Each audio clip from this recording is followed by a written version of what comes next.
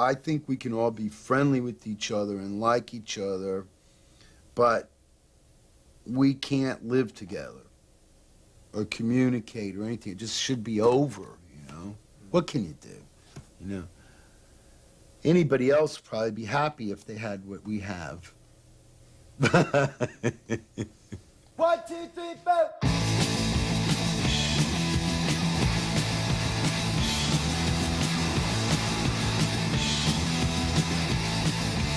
The Ramones really invented a whole new genre. I don't know that music would sound the same if it were not for the Ramones.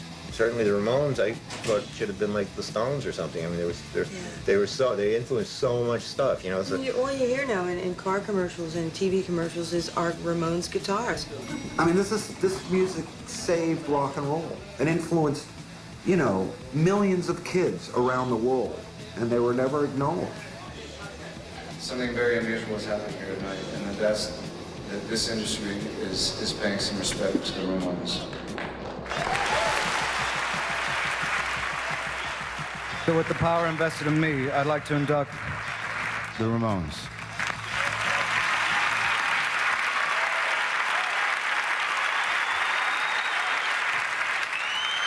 Believe it or not, we really loved each other, even when we weren't acting civil to each other.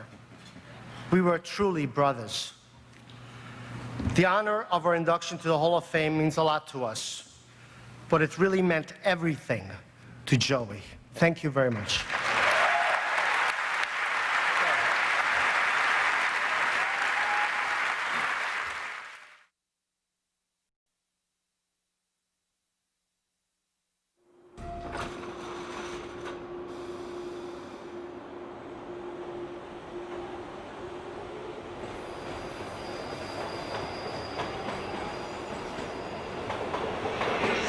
Pure beef patty, lettuce, tomato.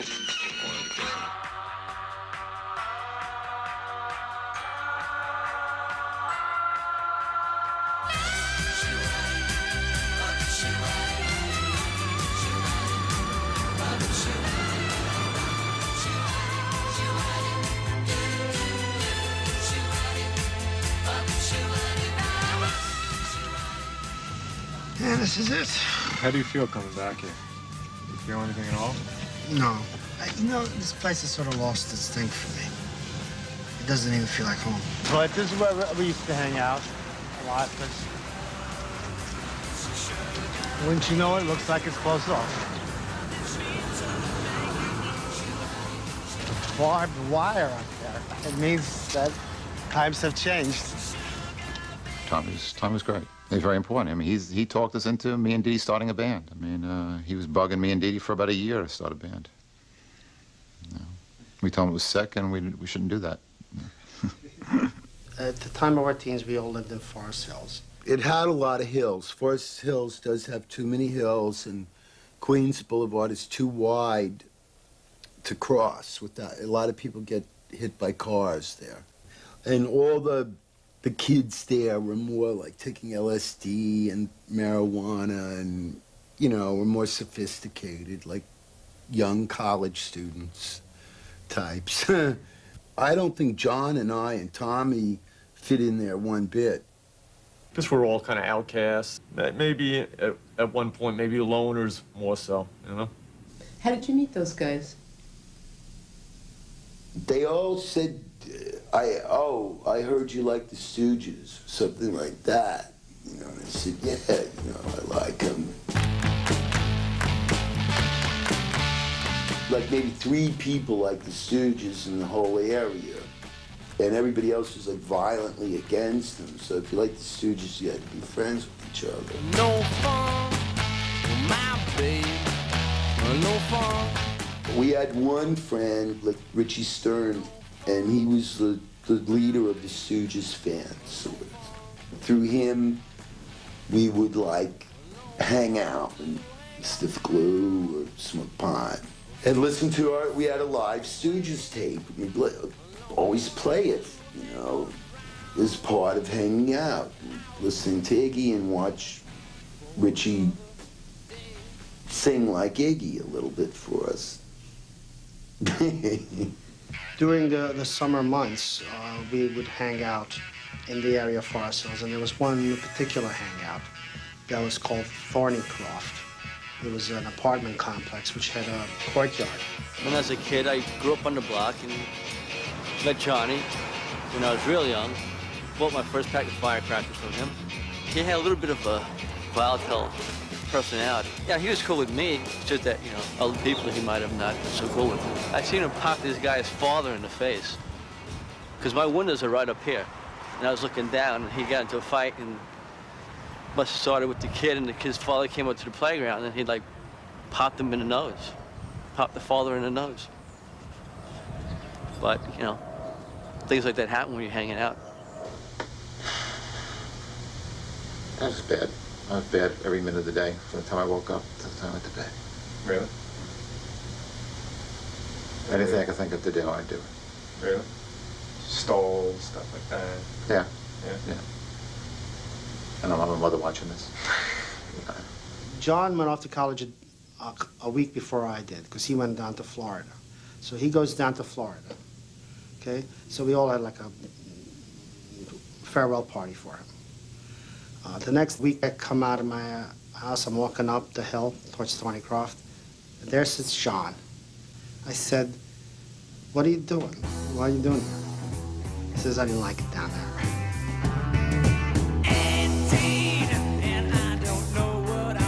18 to 20 was a trying period, figuring out what to do with yourself. So I was sort of a delinquent at that point. Do you think the Ramones saved you from that kind of? Oh no, I already grew out of that stuff already. I grew out of it by the time I was 20. I was walking on the block one day and it just hit me. It was like a voice going, "What are you doing? Is this what you're here for? This is what God put us here for?" And went home and stopped everything. Plotted out the rest of my, what I was going to do with myself. What was okay to do, what wasn't okay to do. Just changed in a matter of 1 minute.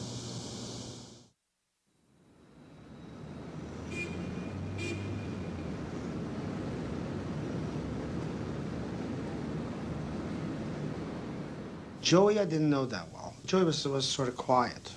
He was kind of reclusive and shy, and I realized that he was not like the other kids. He was a loner. And Joey, I don't know, he was difficult. He used to leave his brother's albums on the radiator and stuff like that, and, not put them back in the cover, and they'd be melted. Steal everybody's hash, I think. We were walking down the street at night, and Jeff was so tall. I mean, I'd be looking up to Jeff, like this, What's up? He goes, "Hey, yeah, what's up, man?" That was Jeff, man. It was like, to me, he was like freaky, man. He was like, but he was cool. He was together upstairs. He knew his stuff. He looked funny, but he was together upstairs. The projections for him from childhood were not good. And teacher said, his eyes are bad, he's not reading well. He was a slow student, but they didn't think about his basic intelligence. He was highly intelligent and very, very creative. They didn't even look at that side of him. Joey, when he was about, 18, decided to check himself into St. Vincent's because he was having a really hard time with his condition called OCD, right? Obsessive compulsive disorder.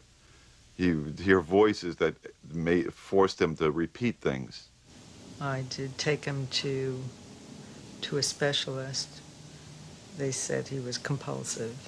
So they would just tell my mother that this guy has an emotional disorder that is probably going to render him useless to function in society for the remainder of his life.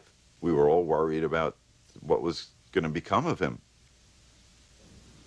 I mean, music really was my salvation, and it always has been. I mean, for me, it's something very special, you know what I mean? It's like, I remember, times I was, really miserable or, really depressed. depressed, you know, and I put on a nice soothing record like the Stooges, because it would be like an exorcism, Powerful, you know. yeah. It's like, you know, just like a total release, you know.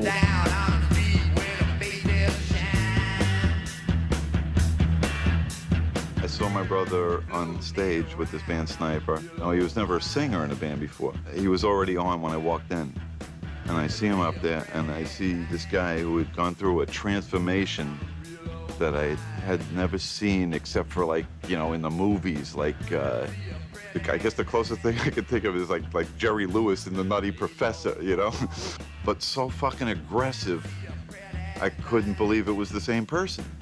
And he was singing like he was fucking roaring, you know?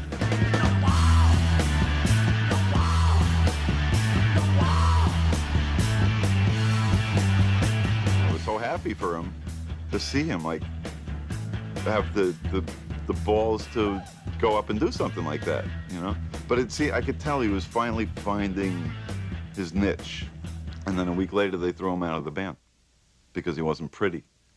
Now, Johnny didn't like your brother when he got He didn't get along with my brother. He didn't really even want to know him because my brother was kind of a, I don't want to say a freak. We were all freaks, you know. But he was more of a hippie freak, I guess. And John, even though he was, you know, he was not he tried to come off like a right-wing conservative, but he was also a big Charles Manson advocate. All those guys were into the you know, the glitter scene. John was wearing satin pants and, you know, chinchilla coats. I guess that's where John and my brother found the connection. Well, you know, me and John, we go see the Stooges, and, you know, we all got kind of turned on to the MC5 about, you know, the same time, and Alice Cooper. Like, were any girls ever involved at this stage of the game? Never, no. Any girls in Forest Hills would leave there to find a man somewhere else, to East Village or something, you know what I mean? You wouldn't want anybody. It wasn't cool to be from Queens. You would lie about it. If you went into Manhattan, you wouldn't tell them, oh, I got an apartment in the city, you know. Then you go back to your mom's house. So it was just the guys hanging out? Joey and me, you know, and John and me and Richie Stern, and, you know, with their platform shoes and doing your hair for 2 hours and all. And that's all. We just, like, maybe be able to make it to Tommy's car. And that's about as much of a production as everybody could. There was nowhere to go after that. Later there was when the Dolls started playing. When I say I'm in love, you best believe I'm in love, L-U-V.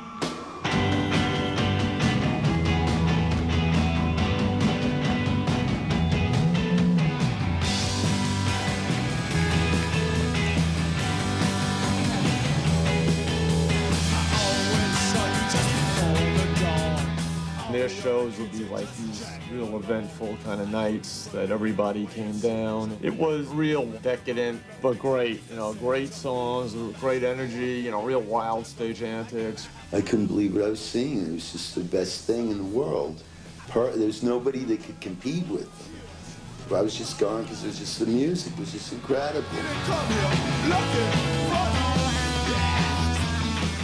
And clothes and stuff, and the freaks running around. It was great.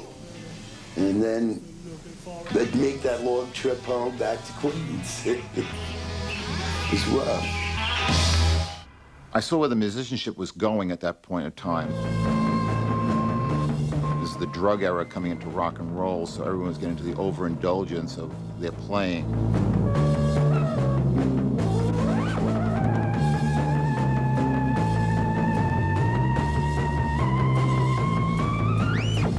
Long solos, you felt no way can I ever be able to play like this. Even if you have the talent, you have to sit there for 15 years practicing. All of a sudden I went to see the New York Dolls play. I was seeing bands now that what rock and roll was supposed to be, seeing how great they could sound and how great they could be with limited musicianship. So finally, John calls me up one day, says, oh, I bought a guitar. And they said, and I'm talking to Dee Dee and everything. I said, let's get together and talk about it. Maybe we can put something together. I had just left another band, and Dee Dee liked my style. And so he mentioned to John that he wanted me in the band. So the two people that we knew then would be Joey played drums. Me and Dee Dee were going to play guitar. Tommy was our advisor. Tommy then would go make Dee Dee the bass player, you play the guitar. And Dee Dee would sing, but he couldn't sing and play at the same time, so when he was singing, he wasn't playing. When he was playing, he wasn't singing. And then Joey would sing. Lo and behold, he had this great voice. Tommy really pushed the Joey issue, especially as a singer. He says, it's not my idea of a singer, but Tommy said, no, he's going to look good in between you and Dee Dee. So when we decided to have Joey become the singer, we needed a drummer. We kept trying drummers out, and then one day no one showed up to try someone out, and Tommy just sat in, and we convinced Tommy into that it was sounding right with Tommy, and we convinced him to stay in the band. So, but at first I was very rushed. I'd never played drums, so it took me a little while, you know, to just be able to do that, which fit in with their playing because they were kind of learning how to play themselves. But as soon as I started playing drums, the whole sound of the band changed. It started to gel, to become the Ramones. Well, Dee Dee was using the surname Dee Dee Ramone. Ramone was the way we were going to be using it was to create a sense of unity, you know, and a bond of sorts. Joey's mother had an art gallery, and we were in the art gallery, and this was after closing, and we were rehearsing some of the songs. And Dee Dee and Joey were running down Judy's a Punk. That's the first time I heard Judy's a Punk. I had never heard anything like this. This was something that was futuristic.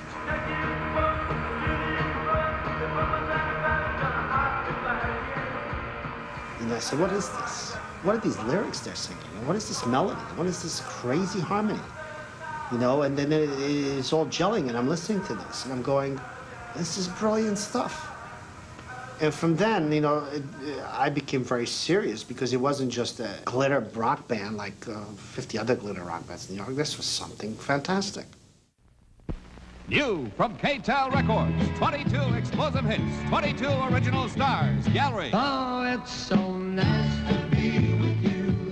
During the early 70s, it was the doldrums. The spirit of rock and roll sort of went away. And many more, only $3.99. In that time and in that culture, you know, Dottie and Marie are on TV. Everybody's nice. Everything just seemed so mediocre and tedious. It was just awful, you know, and everything was kind of earth shoes. Everything was muted, you know, everything was browns, you know? It was wheat groats, and we didn't like that. And you couldn't get laid unless you know, were spiritually correct or gave them some rap about, like, macrame. You know, I don't know what you were supposed to do, but I couldn't do it, you know? It was the end of white flight in New York. You know, ever since World War II, people had been moving out of the cities to these new things called the suburbs. So people were really leaving New York, and it was kind of deserted. And you really got this feeling that, you know, the parents had left, and you could take over and do whatever you want. In the early 1970s, New York was empty. There was no clubs. The reason we played CBGBs was there was no place to play. We saw a tiny little ad in the Voice. Television were playing there. I saw, like, a lot of good shows there. I love television. That was CBGBs to me. So some lonely night with 10 people there and television playing. Tom Verlaine singing the Venus de Milo song. It was great, you know.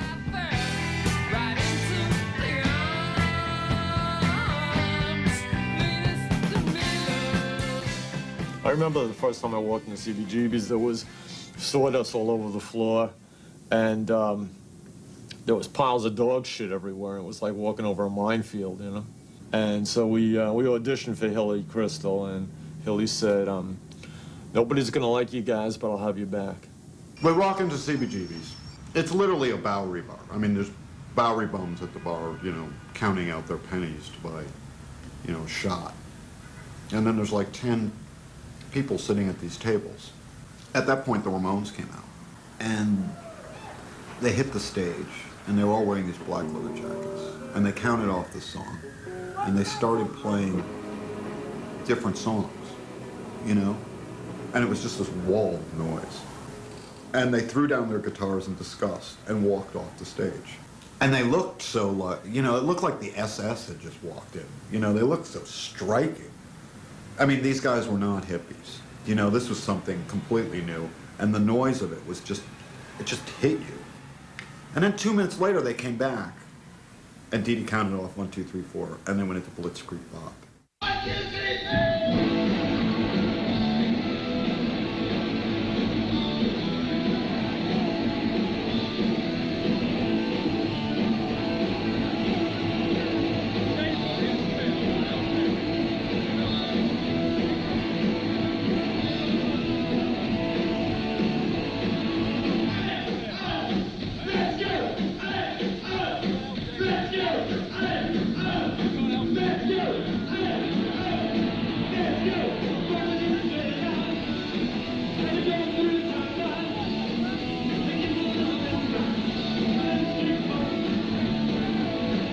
They just played really fast and really short songs, and it was just very funny, but they were very earnest about it. It wasn't that, you know, they were trying to be funny, they were really serious, and so it was almost like, you know, conceptual art or something, that it was just so great, you couldn't believe that, you know, it could exist. It made you smile. You know, once you managed to close your mouth, because at first it was like,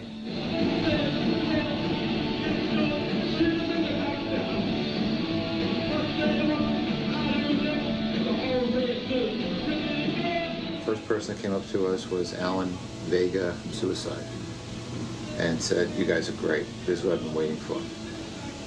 And I thought, this guy's nuts. First fan. I watched him, it's like I was laughing, you know, because I was more a serious musician, you know, coming from the different groups I came from. And watching the Ramones, it was like, it's like a joke, really.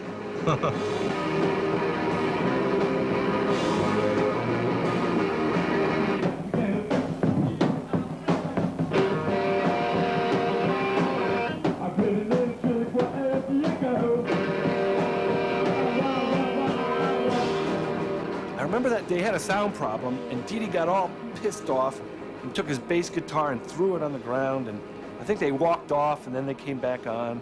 And that was exciting, too. I'd never seen any spontaneous anger like that from anybody. And that's what made me a little bit scared of them. You know, the famous thing about the Ramones is they would always stop and start, you know, and have arguments on stage, which I always thought was pretty endearing.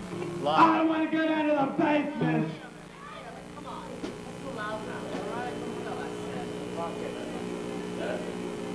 I want to I don't want to get in the basement too. Yeah, I know. That's 4 against 1. I really did.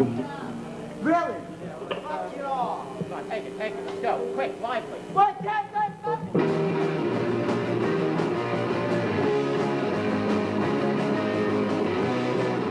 You didn't go to a bar and see an original band, you know? You went to a stadium to see some big band. And when you went to a bar, they played cover tunes, you know? So actually seeing guys who wrote their own music and did their own thing and wore black leather jackets and, you know, it was kind of amazing. I felt, oh my God, this is it.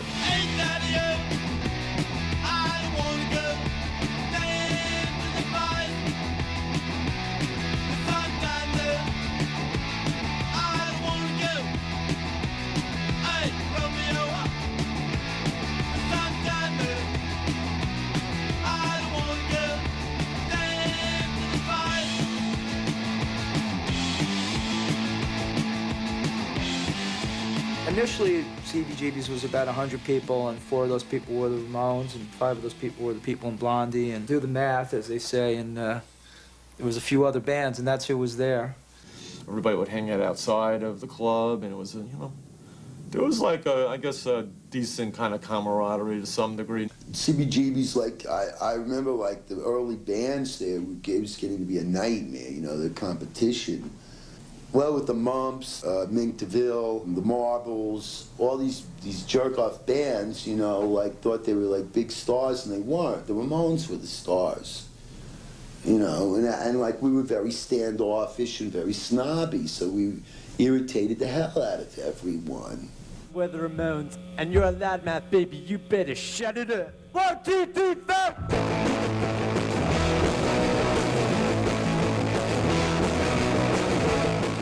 Their concept was very well defined. They were very organized. Yeah, they were like the military. They were. I mean, they really had a very clear vision, and it was very tight.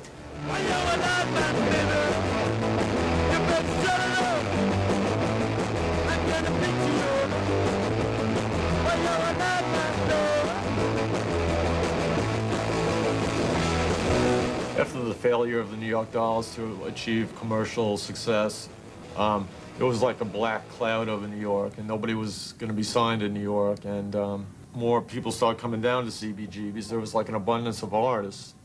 Talking Heads are doing something totally different. Television, I didn't see as no competition.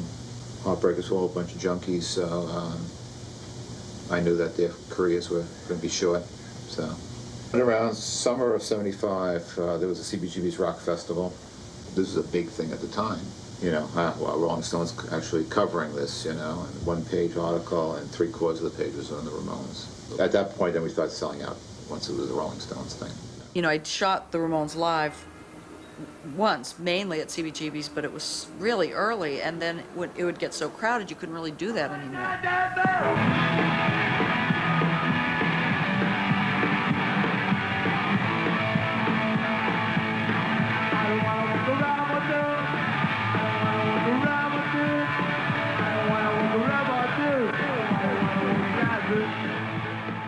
Like 550 people a night, playing 3 nights in a row.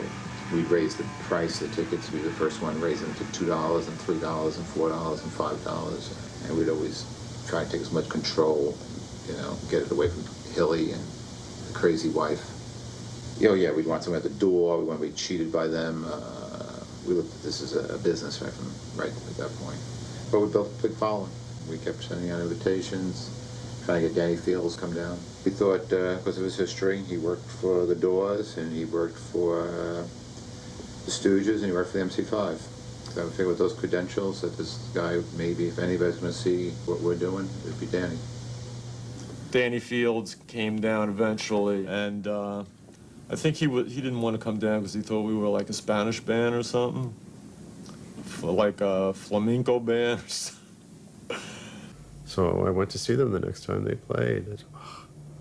This is just everything. No guitar solos. Songs are over so fast. They're all so cute. They look great. I love what they're wearing. And I just said right away, I want to be your manager. So they said, oh, well, we need a few $1,000s for a drum kit. If you come up with that, you can be our manager. Okay. He knew all those people. I mean, as far as cool people, not anybody's going to help us with our career, but, you know, he always knew all those Andy Warhol people. And so all those people started coming down. To me, it was just like a bunch of freaks, and I wouldn't be very sociable or friendly to these people. I just came off as unfriendly and nasty, which they were fine with. They probably wanted the abuse. And this was my first part. I got a deal. I think Patty had a deal, I think. I mean, that was the first thing you had to do. I remember playing at Mother's, this must be later on in '75, then Craig Leon brings down Linda Stein. I guess eventually it leads to getting Seymour Stein to come see us. Danny organized a rehearsal at SIR Studios. They did their set, probably took 15 minutes, and that was it. Seymour signed them. 1, 2, 3, 4.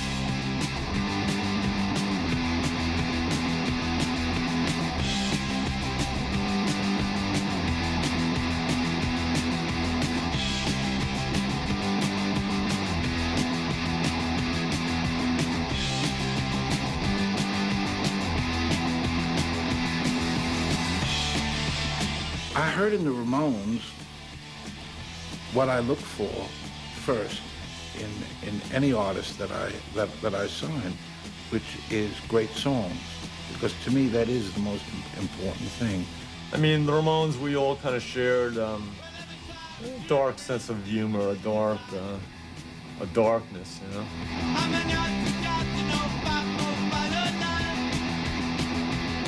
The first album, Seymour comes down to the recording thing.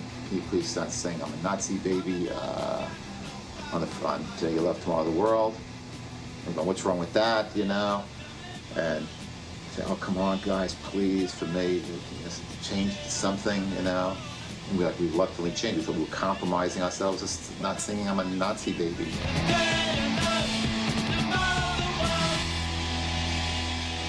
You know, I Don't Want to Walk Around with You was a love song that Dee Dee wrote about his girlfriend at the time. We didn't try to be crazy.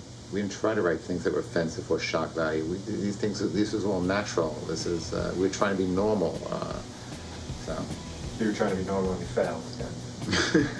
Beat on the brat, beat on the brat, beat on the brat with a baseball bat. Oh yeah, oh yeah. Sort of laughed and looked at each other and just couldn't stop staring at the cover. And that's all we could listen to. It instantly made half of our album collection obsolete. Our music is just kind of part of what the Ramones are about. I mean, it's in part music, but then it's there's a lot of living in there. They were, in one way, as real could be. You could have been walking down on the corner of 53rd and 3rd and really seen Dee Dee Ramone, you know, hustling.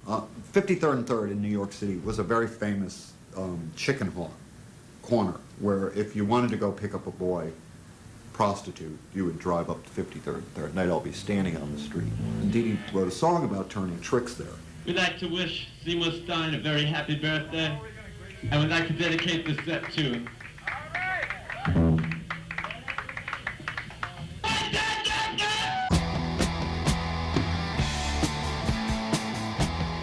What happens in the song is he's lamenting that he's the one they never pick. And then when a guy finally does... What, like, you know, 53rd and 3rd, what's the true story behind 53rd and 3rd? There's lots of rumors. I'd rather bypass that, you know. These rumors, like, nobody's really giving me, like, a fair chance at, like, what is real and what is fantasy. And everybody always blows up the negative, you know. And, like, people try to make me out like I was, like, some rough character. I was just a bass player in the Ramones, you know. They should take a look at themselves, you know. Wayne County was the DJ at Max's Kansas City upstairs. He just got the copy of the first album. I never heard anything like this before in my life. I was blown away. It was something I never heard before. It was so stripped down and so powerful that at one point I said, shit, I wish I was in this band.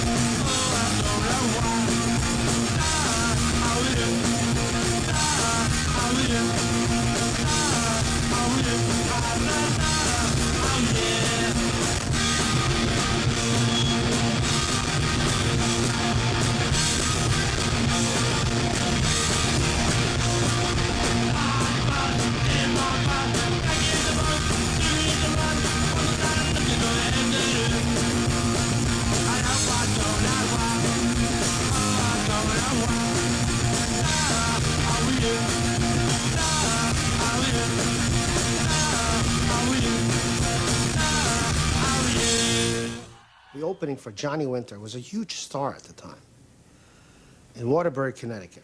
And we thought that we were going to go over. We thought that these people are going to hear us and going to go, wow, this is amazing. Boy, are we lucky to see this band. Well, that's not quite what happened. In fact, we were kind of lucky because, see, there was no pauses between our songs. We'd go from one song to another.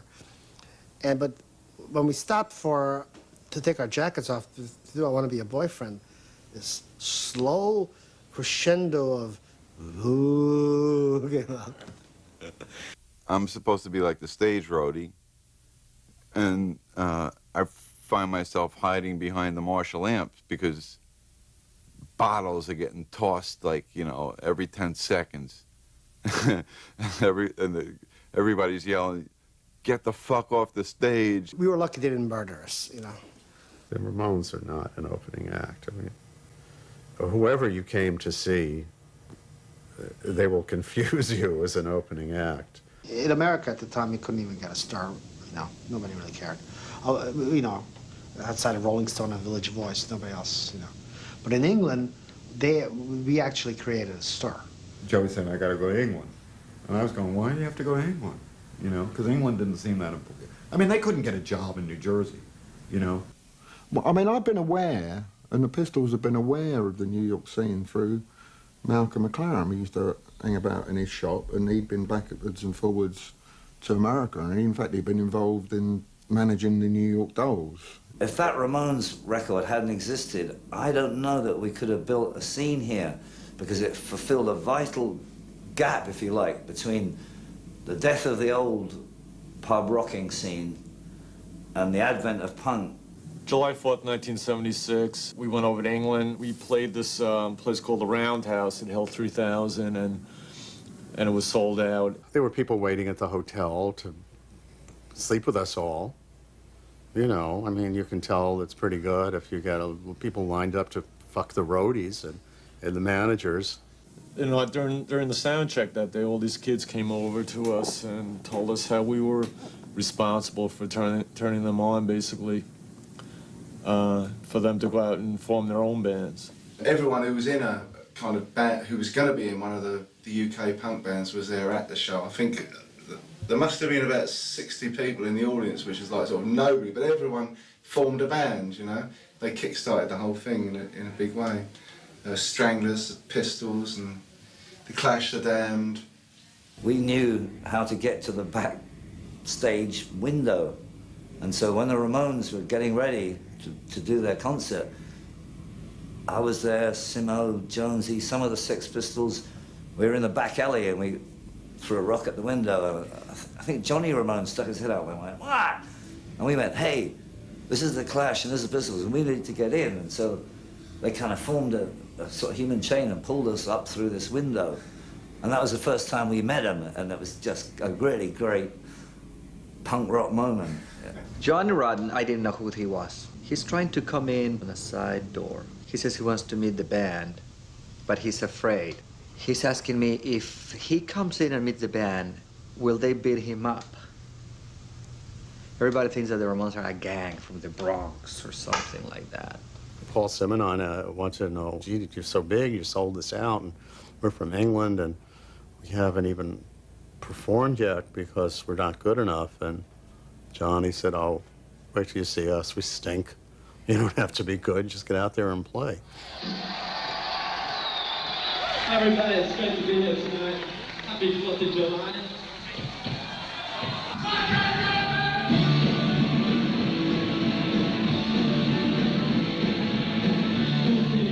What was it like to actually see them live? It was like white heat because of the constant barrage of the tunes. You know, you couldn't put a cigarette paper between one tune ending and the next beginning. You see, a lot of people, I think doubters were probably over there, the industry, thinking, oh, this is punk rock shambles, you know, it's going to be drunk people falling over. And they weren't ready for, like, a pile driver going, and then, like, you couldn't have got tighter, you know, if you'd been in New Orleans all your life, because it was unbelievable.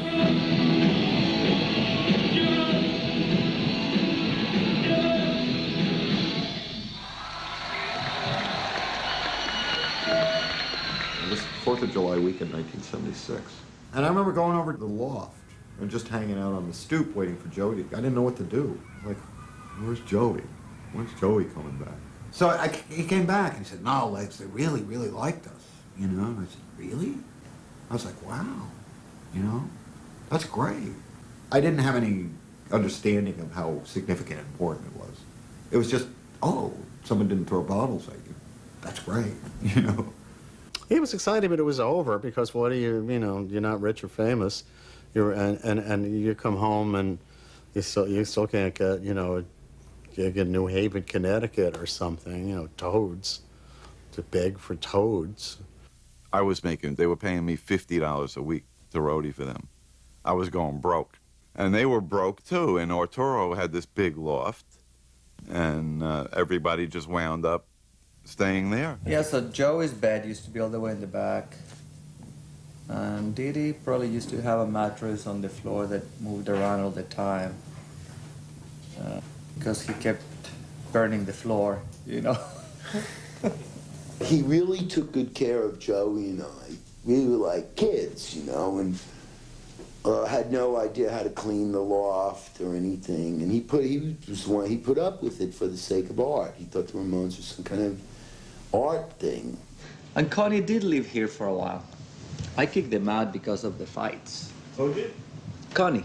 Connie was a prostitute, blonde, big breasts, big girl, who was Dee Dee's girlfriend. And they were both heroin addicts together. Connie was psycho. When Connie was with Arthur Kane from the New York Dolls, she got mad, and while he was sleeping, she took a knife and tried to saw his thumb off so he couldn't play bass again. Oh, man. Heavy duty, choosing the drugs, but a very heavy person, you know, very intense. She stood toe-to-toe with him. They'd have fights, man. I remember once Dee Dee took like a $50 and stuck it in his fist with it sticking out and hit her, you know?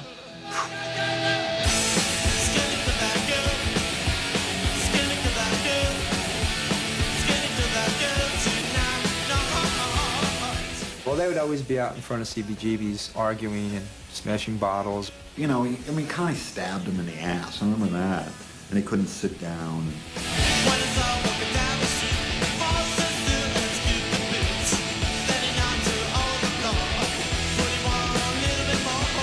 My job, actually, was to keep Connie out in the parking lot while they were playing shows. It was kind of tough for me because John would be trying to get me to keep Connie away from them. And then on the other hand, Dee Dee, she was his girlfriend. You know, some girl was always trying to steal Dee Dee off. And I think that's basically the fights between him and Connie were about. And Connie was very protective of her man, who was becoming this rock star.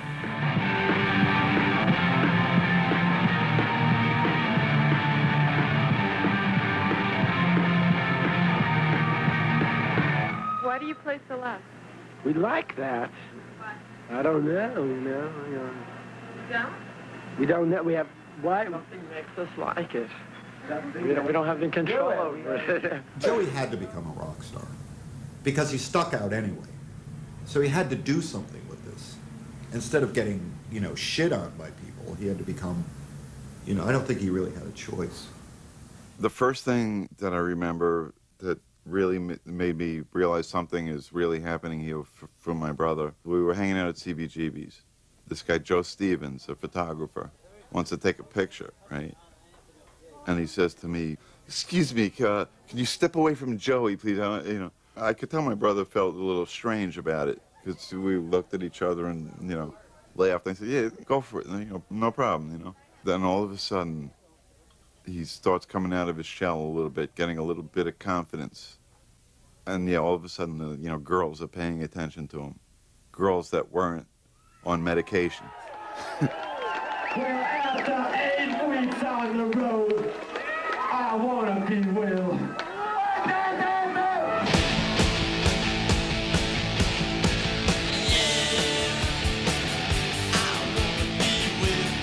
Every city was a goddamn struggle. Boston, Rochester, New Haven, Philadelphia. The United States, they were stunted here. It was horrible, you know? You couldn't get on the radio. The media here was like against them. We were always kind of getting blacklisted because I guess the industry didn't want the boat rock.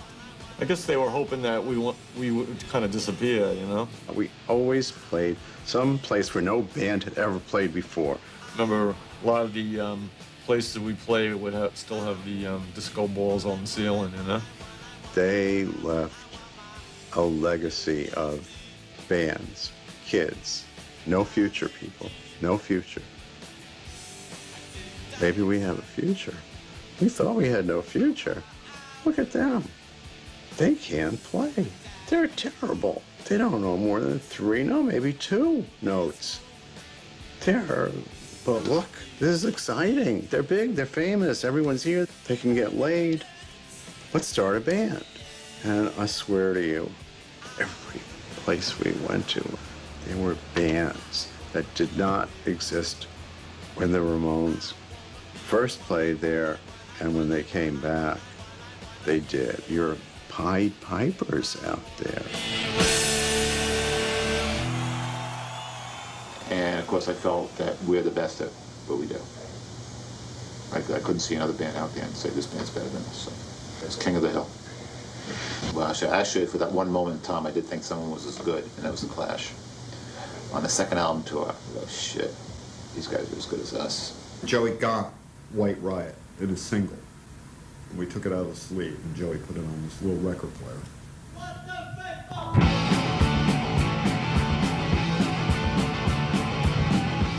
And we both looked at each other and said, my God, they're just copying you guys completely.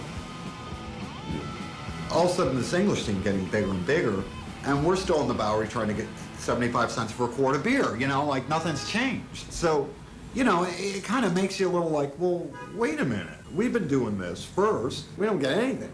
And then when the Sex Pistols album came out, it was great. It was a great album. You know, not only did Malcolm steal the scene and repackage it, but the music was good. There's no question that the Ramones suffered greatly because the Sex Pistols were so famous for vomiting and bleeding and scratching and smelling and anarchy. And so this followed them here, and the Sex Pistols dominating the headlines.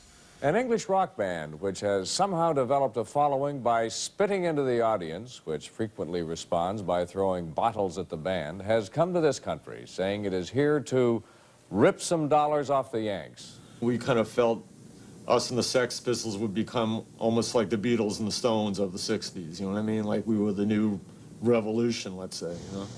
It wasn't going to work like that. It was just giving such a negative feeling off that it was just going to destroy the whole thing, which would end up happening. This scared everyone else off, and scared off the music industry, and scared off the radio. Remember, like I had written a song called Sheena's a Punk Rocker, and I played it for Seymour Stein, and he flipped out and he said, we got to get this right out. And the record was doing really well. And then one day on 60 Minutes was the thing about the Sex Pistols and the safety pins and everyone gouging each other's eyeballs out and the strangulation and this and that. And everybody flipped out, and then things changed radically. It really kind of screwed things up for ourselves. And when their records went around to radio stations, intuitive, like, what do I know about them? Oh, they're trouble. They throw up.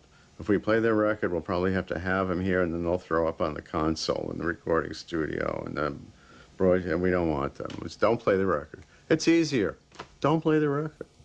It's always easier not to do something than to do it. I mean, those songs are classic American pop songs. Why weren't they played on the radio? Why weren't they?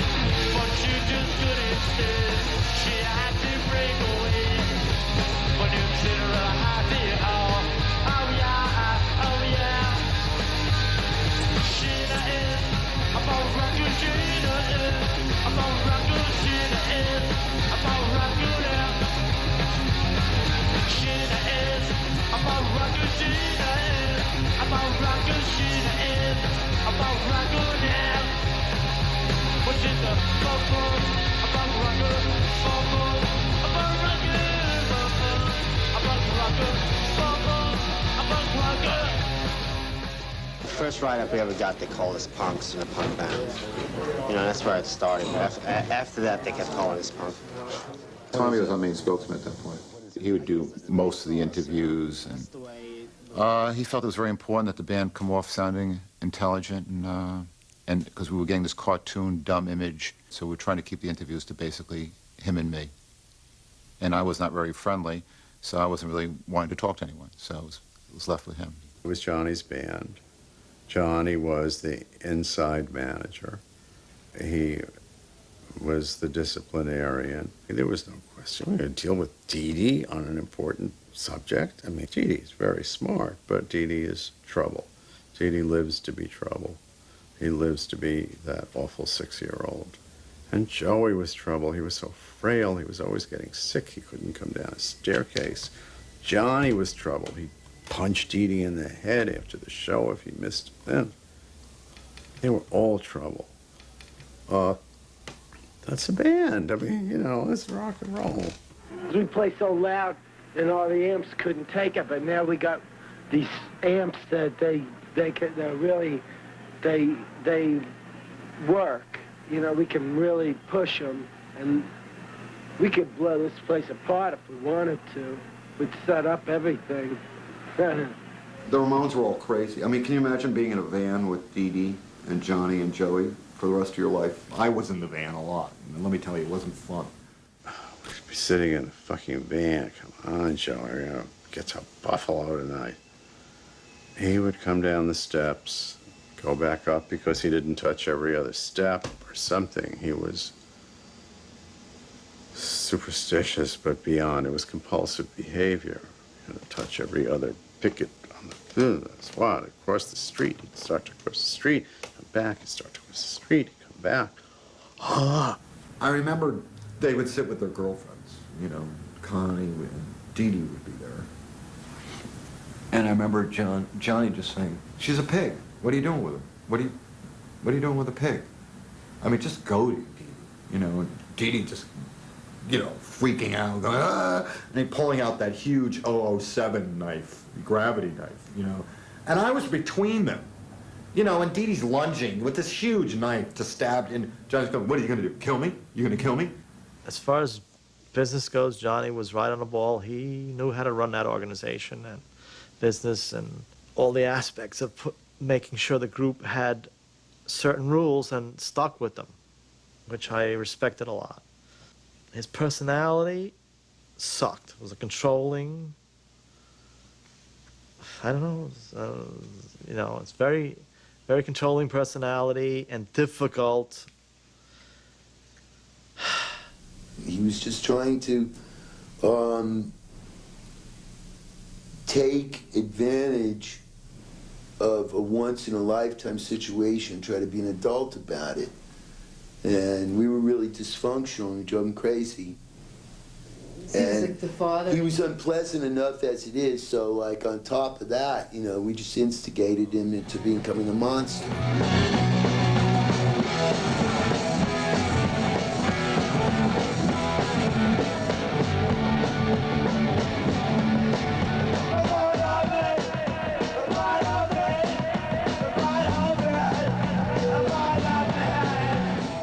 Things like a sergeant in the army or something like that, maybe not everyone can handle that.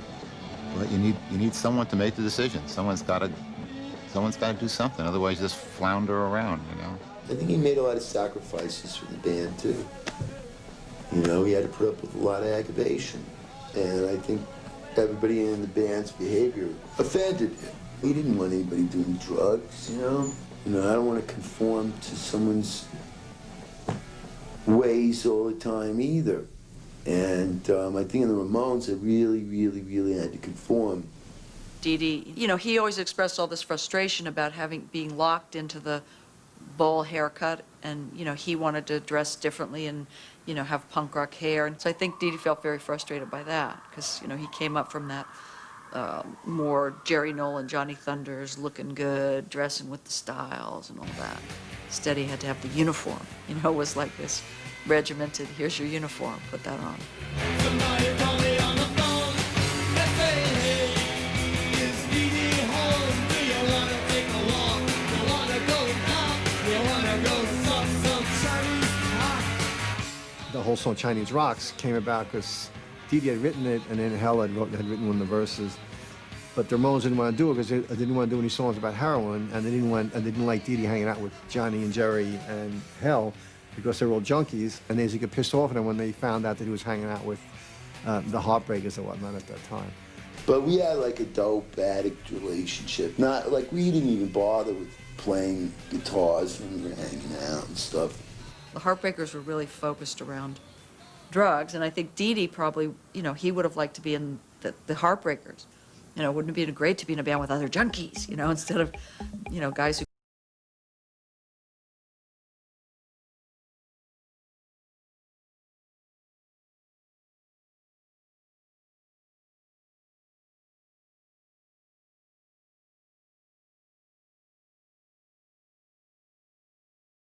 About the bands that you really inspired, like Blondie and these people, that have, in a sense, commercially eclipsed you. Does that make you mad at all? No. I mean, they took that way to do that and play, you know, disco music and things like that to make it. We do what we believe in. We have our integrity, and we're happy doing what we do. We're the only band that's... By about the third year, for me, things were getting claustrophobic. Tommy leaves the band. I don't know for sure why. I think he just didn't like touring. He didn't like being on the road, wanted to be a producer. It was the two different worlds. In the studio, I was in control and, you know, creating. And on the road, I was like, you know, a passenger, basically being bossed around and not treated very well, actually. I felt like I was losing my mind. And I would explain to people, I think I'm losing my mind, and they would find this amusing, okay? So the choice was me staying on the road and becoming a vegetable, or helping them write the songs and producing the records, which I felt would be a little more productive, and bringing in another drummer. No, we were shocked, and we tried to convince Tommy to stay. Tom, what are we going to do without Tommy again? This is like a big thing. I mean, but Tommy convinced us it'd be no problem at all. You just find another drummer who plays better than him. Okay, fine. Then I went to their rehearsals, and Tommy Ramone sat behind me. John told me to be on my toes, and I knew what he meant, that the songs just kept coming and coming, which was amazing. I never saw that in my life.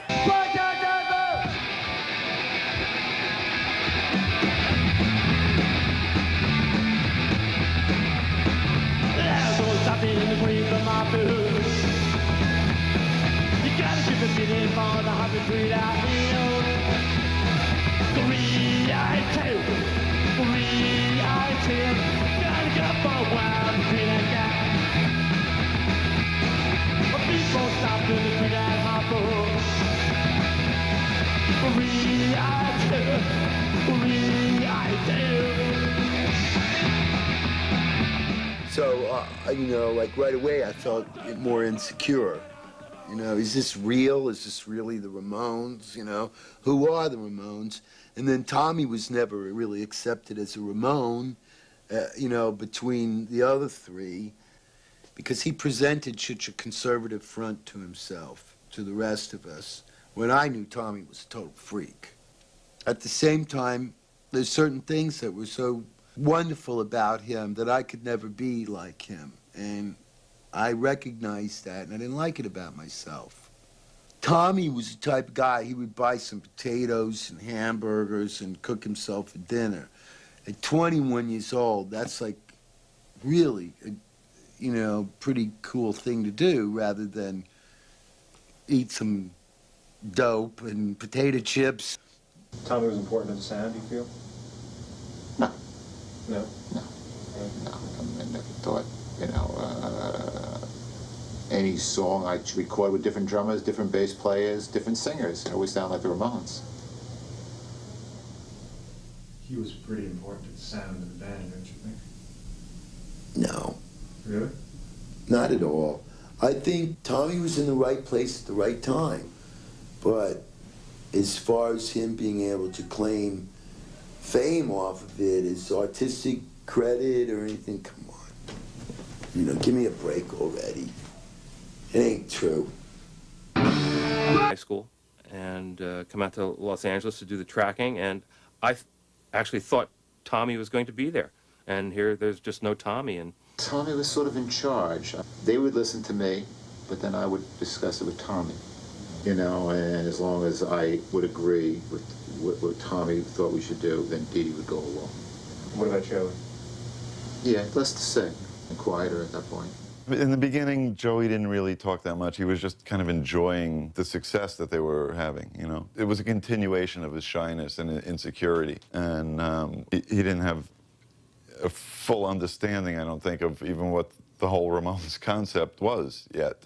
And didn't really have that much to say and wasn't sure if he should even talk or not, because he wasn't supposed to. He seemed like an appreciative, harmless guy. Then one day I saw him change in France at a sound check when Tommy was in the band, He got mad at Tommy for being the spokesman of the band. And then I guess Joey felt like he had something to say also. Because Tommy, he would try and control what Joey would say in interviews. He had always been ignored, most of his life. So now he's finally getting some attention, and you got guys telling him, this is what you should say, and don't talk about this. And I guess Joey at that point started to kind of rebel, and he said, who the fuck are you to tell me what to say? So now Tommy's not there. Now Joey then starts to exert his opinion, and we don't have Tommy there no more to be the buffer here and decide what we should do, what's right, So that became a problem. The All-American half pounder, 2 pure beef patties, lettuce, tomato. Then we did the Phil Spector album. That's where I met good old Phil. He was my drinking buddy in Los Angeles for those 5 weeks that we were there doing End of the Century. Somebody has to be able to do something with this band that everybody says should be the biggest band in the world. So maybe Phil Spector. I was the biggest fan of Phil Spector, and he was a hero of mine. All Things Must Pass, and especially the stuff he did with Lennon was really, sounded exceptionally raw, really great. Because Phil really wanted to do the Ramones record. He was convinced that this was going to be the biggest record of the Ramones' career and of his career. It was going to be #1. He would take me in his office and look at me in the face and say, Ed, this is going to be #1, the biggest record ever. He was convincing himself. He did have this kind of insane look in his eye about him. Joey was a Phil Spector fan from, the time we were 9, 10, 11 years old. I mean, every record, even before we knew that they were produced by Phil Spector, we'd buy them, and later on find out that all about Phil Spector and that he had produced all these bands, put them all together, wrote the songs. Phil Spector was his idol. I mean, to me, Phil's music was always kind of like early punk rock in its own kind of way, because Spector was always cutting edge, I think Phil loved Joey. They had a good relationship, and Joey is a great singer. And I think Phil saw in Joey all the influence of Phil's early stuff. I think that Johnny knew that it was a mistake. Hey, the guy's a producer. Producers are nothing, So he did some good records in the 1960s. Big deal. What has he done lately? This is 15 years later. The guy hasn't had a hit in 15 years. Phil's not in there doing this thing like, we're going to recreate this, or, I'm going to make you the Beatles, or it's just like, man, you rock and roll, you know the New York stuff, it's easy for me, I understand what you guys want to do. That's right. It's a no-brainer. Let's just go make the record. That's right. You're the Ramones, I'm Phil Spector, you be the Ramones, I'll be Phil Spector, and we'll have an album. Joey working with Phil Spector helped him overcome any kind of insecurities he had more than any other one thing that happened in his career. He was interested in the power of the band, but he was interested in Joey's vocals. And he spent a long time with Joey on the vocals. Phil was kept doing that throughout the whole session before we did it. Joey, Joey, Joey, Joey, Joey. You know, treated us like we weren't even there, and you know. Phil Spector, he invited us back to his house, and it was like, great, let's go up there and see what it's like. Well, Phil liked to do his preaching and telling them stories about rock and roll, which, you know, Joey's a rock and roll fanatic. Then he started raving and putting on like weird horror movies and things, and we've wanted to go, but he didn't want us to go. He said, "You're gonna stay here for a while, you know." You know, he had his guns and things in the house and stuff. And at one point, Phil pulls out his gun. Yeah, everyone dived behind the couch. He's kept us hostage for a while up there. Well, check it out. The Ramones, a garage band, very intellectual, very hip, and all of a sudden he finds himself working with a serious, hardcore, professional producer of the highest order. He had this little treasure chest of stuff next to him in a cooler, and he would have his Manischewitz, some kind of wine in there, in a thermos. At this point, Phil was drinking, I was drinking, Dee Dee was doing drugs, and you know, there was a lot of clash of personalities during those sessions. Phil would make them play one note like 60 or 70 times. The Johnny nightmare story of playing that first chord to Rock and Roll High School. We did like 2 takes, we went in and listened to it, and Phil played it back. I think I counted around 160 times.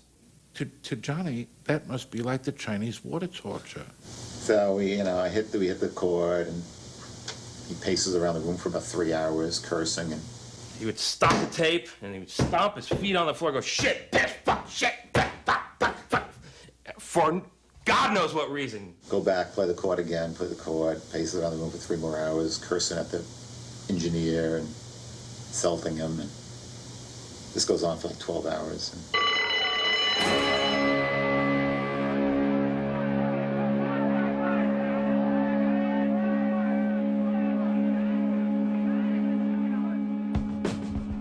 And even the engineer, Larry Devine, had a heart attack during the time. It was just a lot of stress to do that album.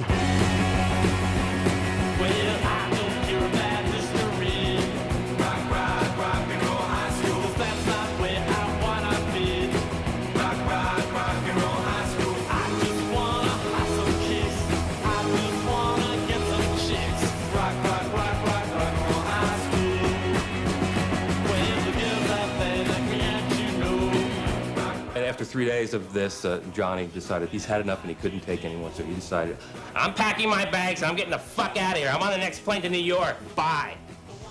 You're not leaving. You're not going nowhere. What are you gonna do? Shoot me, Phil? Go ahead. Shoot me. I don't care. I'm leaving.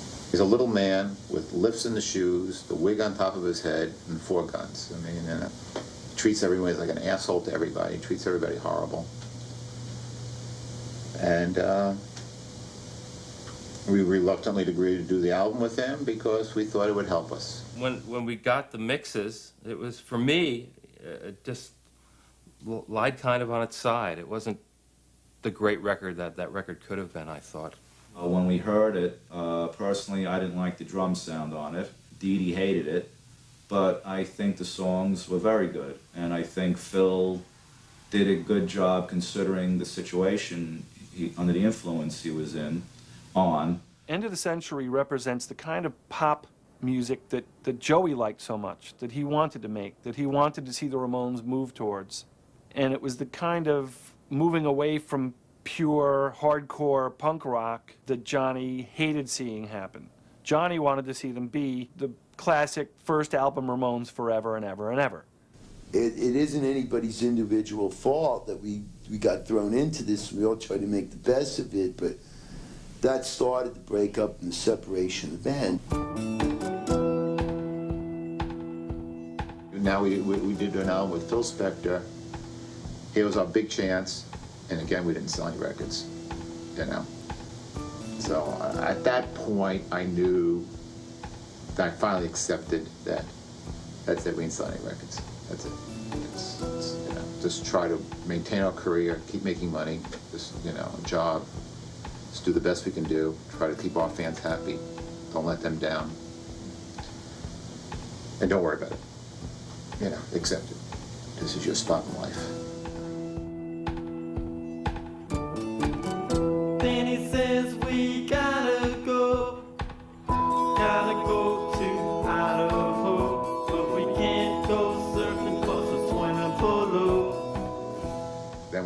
start giving him more depression, you know. Graham Gouldman, work with Graham Gouldman. This guy should be doing it. He's in 10cc. He should be producing a Ramones record. You know, it's ridiculous. I always thought that we worked best with Tommy and to try to get Tommy to produce records. I think he always saw what we should be doing and saw it clearly, you know, and I think the band stayed more focused. More or less Joey had the problem with him. He started to alienate a lot of people after a while, like Tommy, for one. You know, later on, a lot of friends that we had from Forest Hills that we grew up with. You know, he didn't want to be reminded of the past, of those bad days when he was, you know, kind of a non-entity, you know, and he needed to forget about that. He needed to block all that out in order to be that Joey Ramone character, you know, in order to have that strength and confidence. Is there kind of a power struggle developing between you and Joey? I suppose so. I suppose so. Was there a power struggle going on in the band once Tommy left the band? This answer, come on. I guess. What does that mean, a power struggle? Well, this answer, do you think there's a power struggle going on? Because I'm not really sure what's going on. It's easy to tell from someone looking at it from the outside. Once Tommy left the No, band? you were in power until a certain point then, that's all. I think you took over when Tommy left. I took over when Tommy left. Yeah. Okay, but there was a power struggle between me and Joey going on? Later on.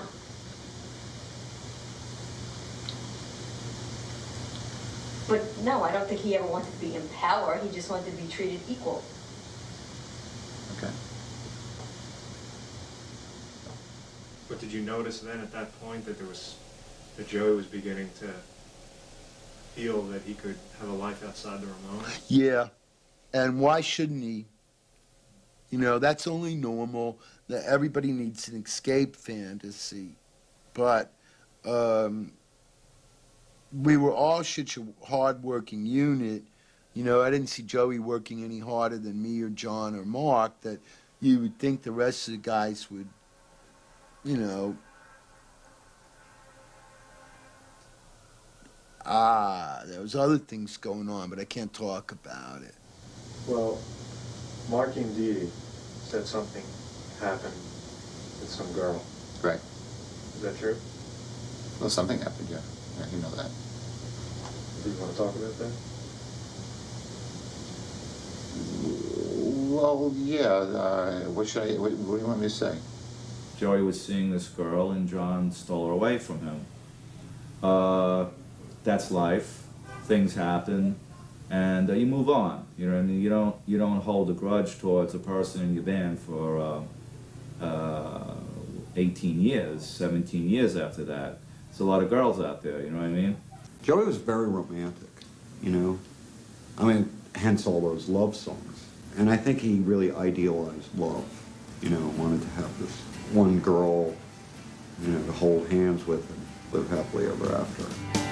I want you right now. I want you right now. You heard that I'm no good. Yeah, yeah, I'm no good. I want you right now. I want you right now.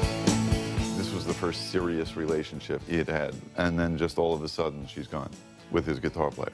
He was really into writing, you know, and he wrote a lot of good songs. She's a Sensation and all that, which was a lot was written about Linda. And he was really in love with her. He liked the fact that she was flashy looking. That made him look more like a rock star. Unfortunately, they never resolved this issue. I can't see it being intentional because, as I say, they're still together to this day. So there had to be more to it than, you know, the typical thing that happens in bands where the other bandmates are jealous of the lead singer getting more attention, so I'm going to steal his girlfriend. Wasn't that. So obviously, nature took its course and Linda and John fell in love with each other.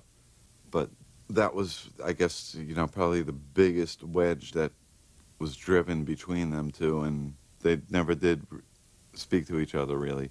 You know, he had such inspiration artistically through this woman, and then that was it. Then it all fell apart on him, and he lost his girlfriend. And probably his dream, his ambition, you know. The fact that John never talked to Joey about it, or Linda didn't either, kind of gave him the feeling that they didn't care, you know, how he felt about it. That, I think, is what really hurt him the most. You know, I can't remember any bad, direct confrontations, but the hate was there. That was the weird thing about it. They'd stay together, but they hate each other. Linda was a great reminder that he was this weirdo and that he couldn't have this great love. And she would just go marry Johnny, his worst nightmare. Creatively, I think it helped him because he wrote some songs about that, you know. I think that's the way why Joey wrote the song "The KKK Took My Baby Away." So make your own conclusions. Listen to the song carefully. She went away for the holidays. Said she's going to LA, but she never got there. She never got there. She never got there. They say yeah, the KKK took my baby away. They took her away, away from it. The KKK took my baby away. They took her away, away from it. In the van, which we always taught him, it was always silent. Nobody would say anything, and I would come up with a joke or a noise, and everyone would start laughing because I couldn't take it. So I had to humor the situation, create some humorous levity. One day I threw a fish head out the window of a hotel into a pool, people swimming. That was funny. He was always a laugh and a half, you know. But he had his problem, you know. He was a heavy alcoholic at the time. And the only time they ever missed a show was because of him. You know, I would always talk to John and talk to Dee Dee, but nobody called anymore, you know. But then I got the phone call, and Johnny Ramone had enough. So, Mark, you know, you fucked up. He threw me out of the band. And I tried to pull the band together with Too Tough to Die and bring it back to its sound. 1, 2, 3, 4.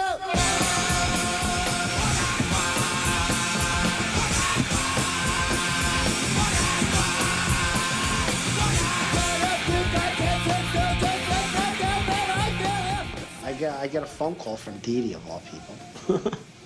And they said, you know, would you like to work with us? And I said, sure, you know. I mean, they changed a lot. You know, they already started having their own camps, which was totally new to me. They had a new drummer. I came in, I played everything twice as fast. It got to the point where an hour and 15-minute set was going at 56 minutes, and the road manager would go, wait a minute, you know, we're not playing long enough. I mean, we were blitzing.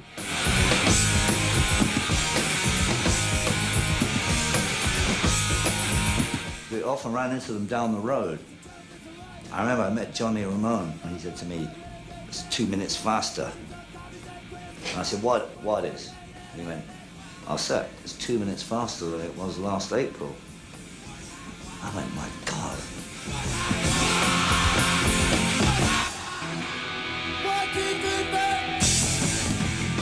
I particularly learned that from the Ramones, that slam, there's that number.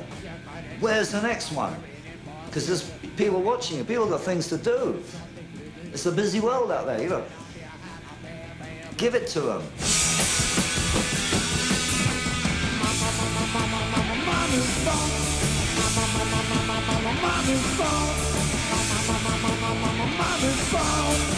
The 80s were a rough period. We were the only band out there doing this. I mean, you kept doing it because of, you didn't know how to do anything else. This was your job. But we knew the 80s, there was no chance.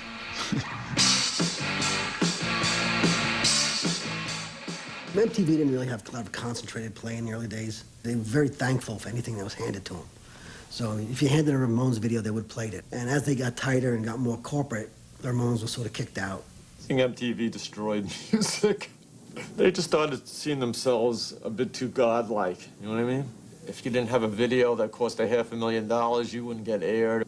We were out there by ourselves. Yep. Rough period. Live show was still good, so we're coming out to see the live show. Well, it's really great to be here in New Hampshire this evening, playing for all you wild people out there. We'd like to dedicate this one to Kevin. Take it, dude. 1, 2, 3, 4.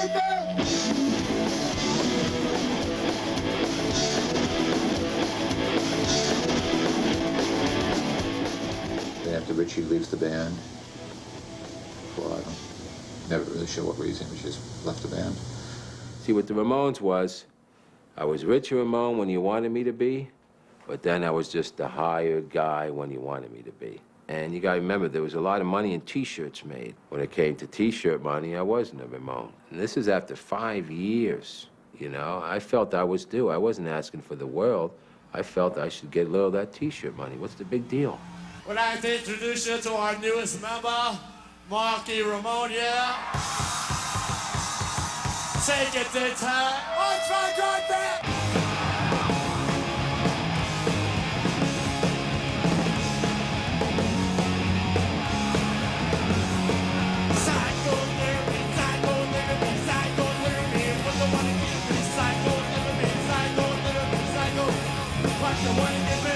You know, the thing with the Ramones that was also important is like they were troubadours. They constantly were out there going around the world. You kind of took it for granted after a while because they were always there. They were always great. They always looked the same. You know, it's like no matter how much time went by, it seemed like they were trapped in some sort of like time bubble where they wouldn't change and never seemed to get any older or look any different. These bizarre trends would come and go, and then you go see the Ramones and be like, what the hell year is it anyway? Here we were, these kids, and their records got to us in a place where we didn't fit in.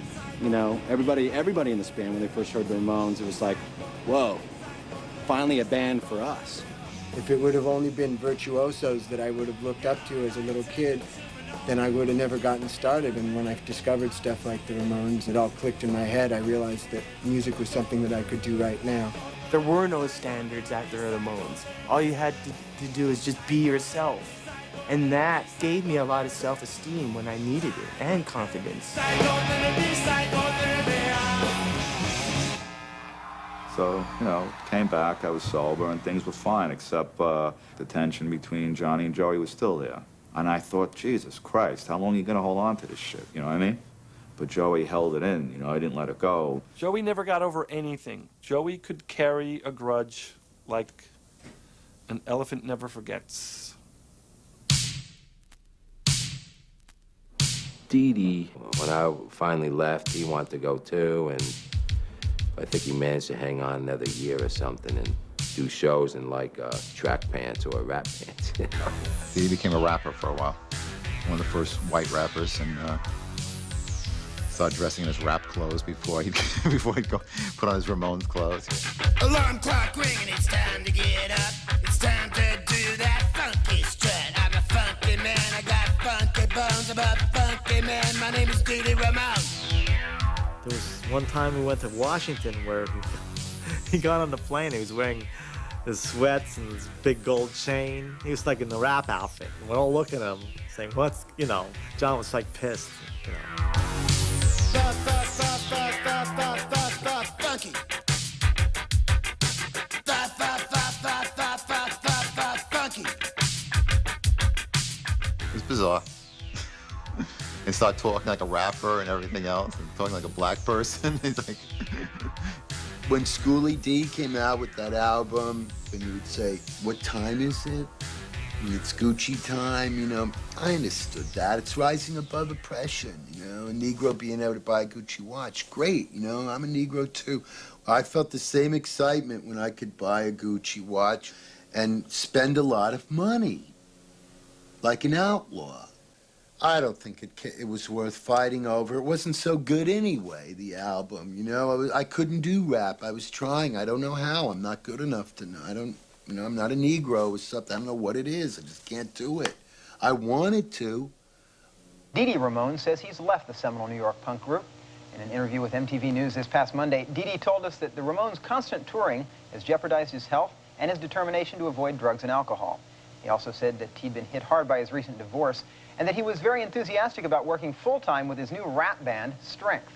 A Ramones spokesperson was cautiously optimistic that Dee Dee might change his mind, noting that he'd quit the group a number of times before. I was sick. I was bulimic and anorexic. And nobody you know, could tell because I was on so many antidepressants. I was bloated from them. And I was dying. Mussolini slept here a few nights. I want to go home. Oh. You know what? I had it. It was just too miserable. Joey was drinking so much then. Finally, I said, I gotta get better. I felt kind of like hurt by it because me and Dee Dee had always discussed, we're going to do this till we both decide me and you don't want to do this anymore. Dee Dee was the main songwriter, and when he left, I felt that it was like Paul McCartney leaving the Beatles. How can you replace a guy like Dee Dee Ramone? You can physically put somebody in his shoes, but you're not going to get the same aura, image, and quality of songwriting as you did with Dee Dee Ramone.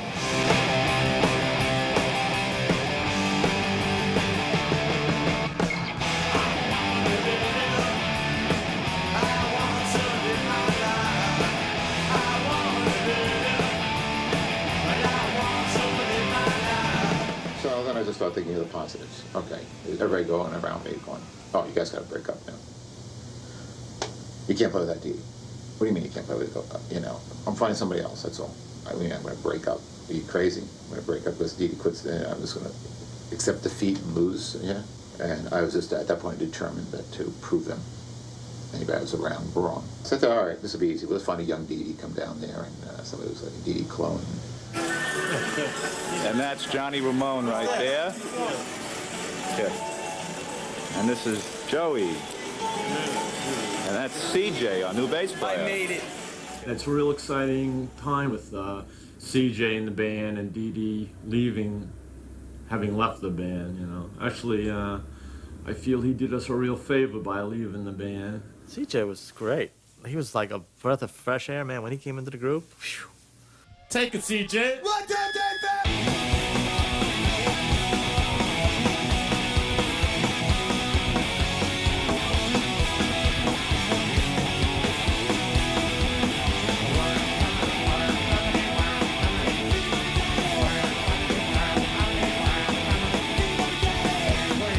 I guess in the beginning I just kept my mouth shut and I just watched because I knew if I was going to survive in the band I would have to understand the dynamics of the relationships between the guys, and you know I would definitely have to have some kind of relationship with each guy.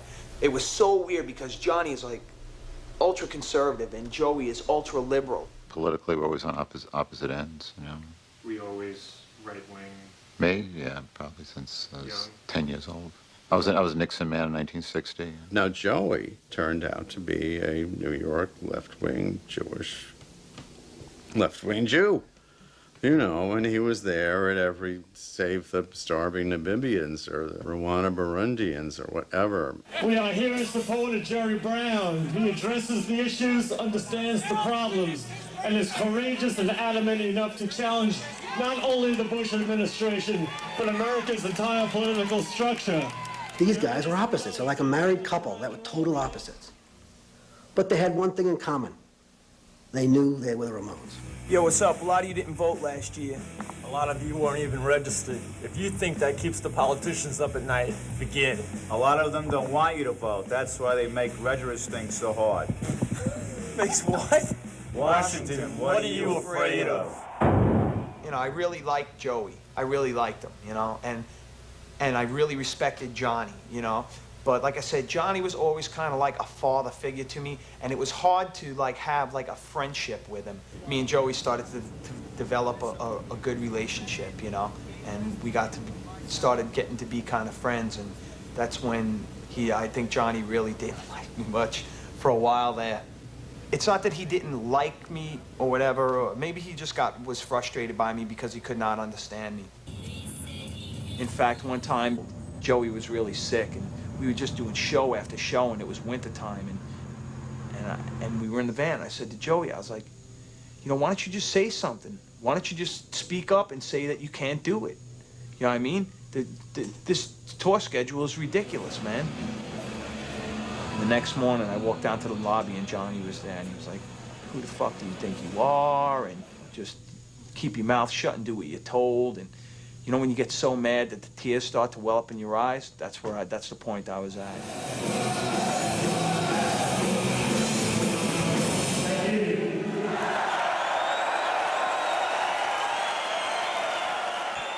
I think, honestly, to tell you the truth, is that is how Johnny knew to do it. You just keep going and you keep going and you don't let up. You just go and go and go and go and go. And maybe that's all that Johnny knew. Johnny was the glue. He managed the band's financial affairs on the road. He was tough. Joey, on the other hand, respected Johnny for his business acumen. And Joey had money. And if any time during those 20 years Joey wanted to leave, Joey could have left. And he didn't. What he did need was, he needed the fix. The fix being the Ramones.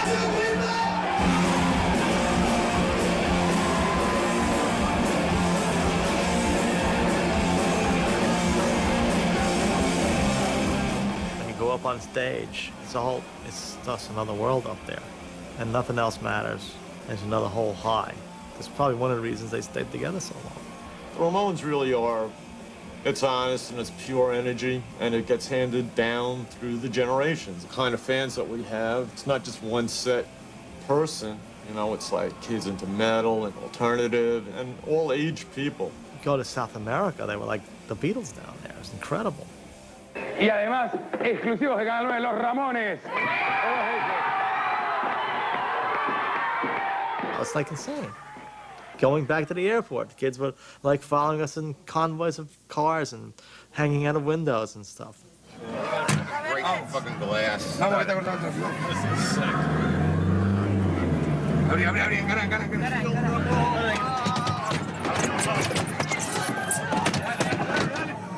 What the fuck is this? Damn it! Oh, man. Jesus Christ! There's always fucking something. Things are bad over there. Brazil is, a country where, 1 million abandoned kids in Rio that are sniffing glue and robbing the businesses, so the business owners hire these days to kill children. Whew. That's heavy. And bands like the Ramones kind of help these guys express a little bit of catharsis about their situation, how bad the situations are. It's like London in '76. The kids see no future. And again, it's the rawness of the message that these kids get. Playing like the soccer stadium with 30,000 people, Let's go! Let's go!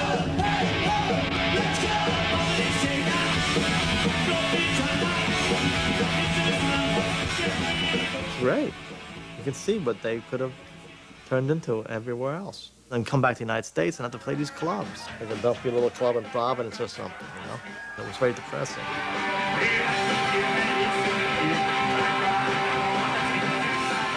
I guess it's a little tougher for a band that was the catalyst. And it always seems like it's the pioneers they don't get the full glory.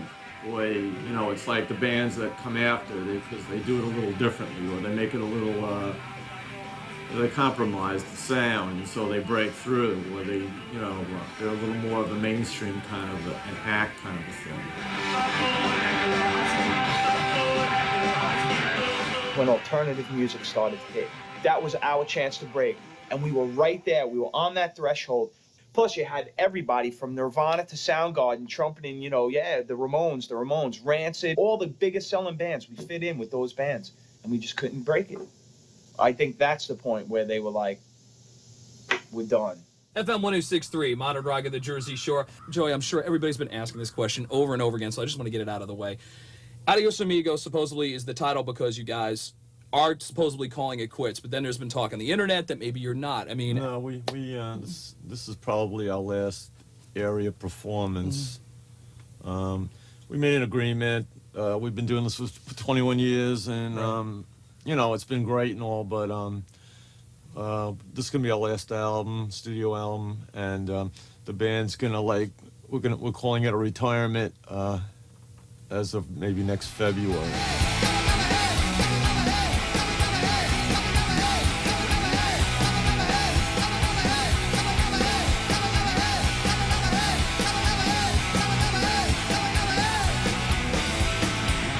Thank you. Very weird at the end of the last show. You know, I just went in there, changed my clothes, just walked out. Yeah. Say goodbye to anybody? Not that I remember. Maybe I said, you know, see you later. I don't know. You know, Joey took everything that was wrong with him and made it beautiful, which I always thought was the greatest thing about Joey, you know, like, and the whole philosophy of punk and the, you know, you take everything that's shitty and you celebrate it and make it good. But he was, to thousands, hundreds of thousands, millions of people, a liberator. He liberated them from their own sense of failure, unpopularity. Joey was a hero because he overcame the odds. He triumphed over geekiness, and he started off an alien in the world in which he was raised.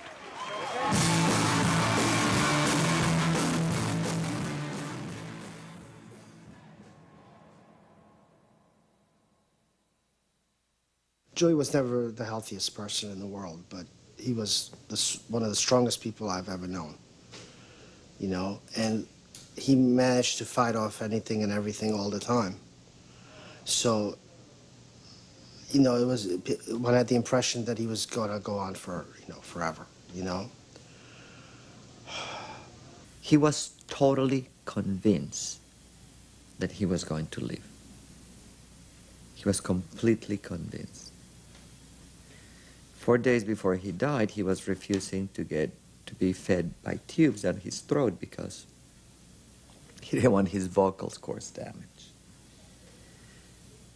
But at this time, you know, of course, you know, I didn't want to accept that he didn't like me or wasn't my friend or didn't care or thought I had something against him, you know. So I blame it on the mother and the brother and Arturo, you know, anybody but him, you know. And so, you know, why couldn't I have had one last conversation with the guy? If you don't get along with somebody, to all of a sudden go, well, I should have talked or something. I don't know. I mean, I'm only going to be the way I'd want someone to react to me. You know? And if I didn't like someone, I wouldn't want them calling me up if I was dying. I wouldn't want them having regrets for not talking to me. I'm happy that they didn't talk to me. You know, I couldn't. You know, if I'm gone, that's how it goes. You know? I assumed because of the way he looked, you know. He didn't want me to see him in this condition, you know, which was very painful for me because, you know, I wanted to connect with him, you know. Yeah, no, I cared. I mean, I cared, but you know, I cared because I couldn't help but care. I cared, you know. You know, I was wondering, why am I caring so much? But I cared, you know. I was questioning it to myself. Why am I caring? I'm depressed for the whole week here. I'm sad. Why am I feeling this way? And I didn't really get along. So it bothered me. So. Did you ever think about why that was? Why it bothered you? Why? I'm not sure. I don't know if that's, I don't know. Why? I still wonder if it's a weakness inside. I don't know. I'm not sure why. He's a member of the Ramones. I love the Ramones. He's a member of the Ramones, so, I mean, we're all in it together, you know. Even if we didn't get along or whatever, if someone did something to him, I'd be wanting to defend him. If I saw someone throw something at him, I'd want to go get the person. I mean, I cared, you know, because I took it as an insult to the Ramones. So in that way, you know, we're in it together. I'd like to thank Seymour Stein for everything he's done for the Ramones for our whole career. Danny Fields, our first manager. Gary Kerfurst, who's managed us for the last 22 years. And Ramones fans who made this all worthwhile. God bless President Bush and God bless America. Hi, everybody. I'm Marky Ramone, and I want to thank Johnny Ramone for asking me to join the Ramones, and especially Tommy Ramone, who started that drum style that I had to work very hard to duplicate. And thank you very much. Hi, I'm Dee Ramone, and I'd like to congratulate myself and thank myself and give myself a big pat on the back. Thank you, Dee. You're very wonderful. I love you. Thank you. What would they have done without me? You know, what would I have done without them? Nothing. Probably would have been dead a million times. The Ramones definitely saved me.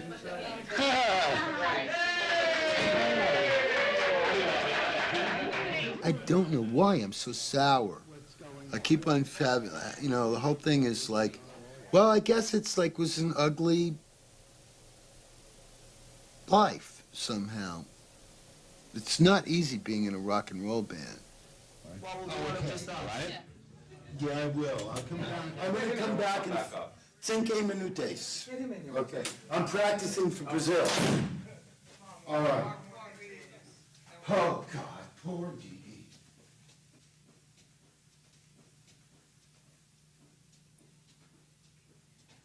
The combination of CDs and Ramones was magical. So it was fitting that Joey, who was the beloved singer of the band, gets this corner named after him. 4, 3, 2, 1!